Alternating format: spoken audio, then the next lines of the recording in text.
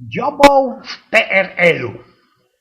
I na kejsi jak zawdy o szaroku, znaczy się kole 12 we południe do kaczmy, a sam łoros napaszną mnie jeden hop.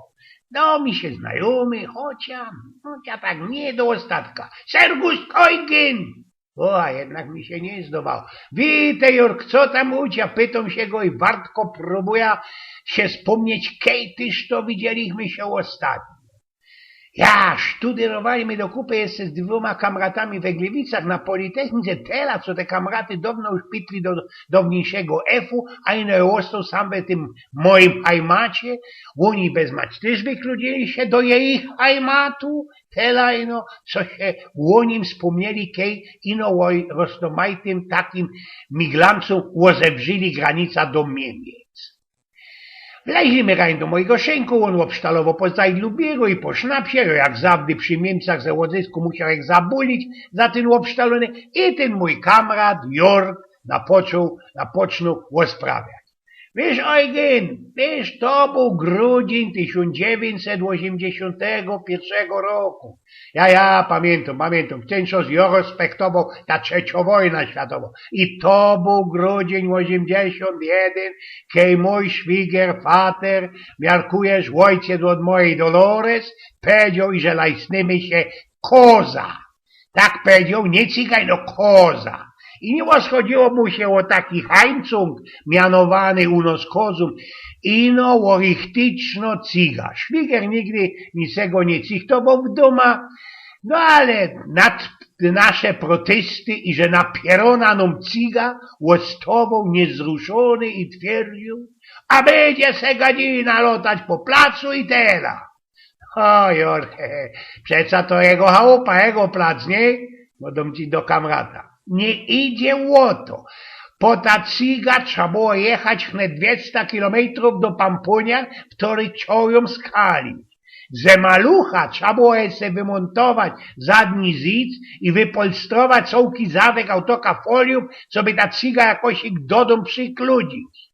No wol trafiło na mnie, by ta szwigier fatrowo festnie geferlich rajza, to miał malucha ze dynamem, ten miarkuje, o co idzie bez zima ze takim autokiem. No i o tam nigdy malucha nie miał, Jork, wiesz, no, a większego auta to już nie wiem.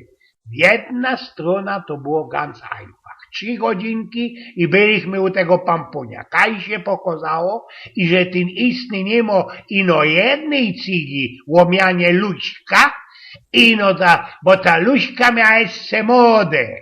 Bolka i lolka. Bierzesz ciga, to i bierzesz te capliki. To się mieli uciecha, Jork, prawda?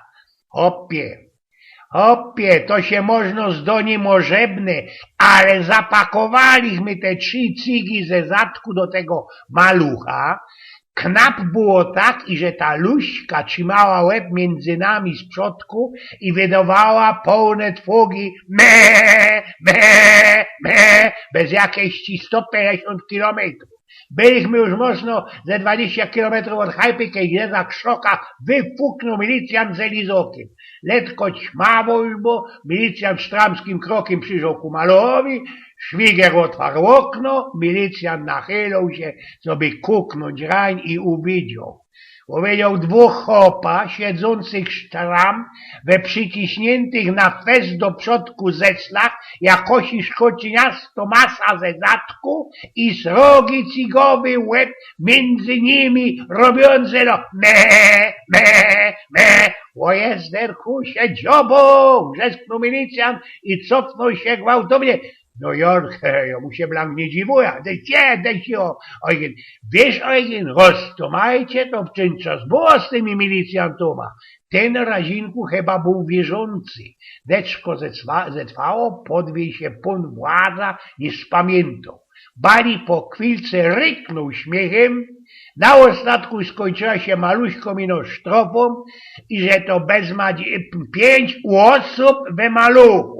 A cigi szli jeszcze długo po tym, jak my ze tą moją Dolores śmietli do tych richtig fajnych Niemiec.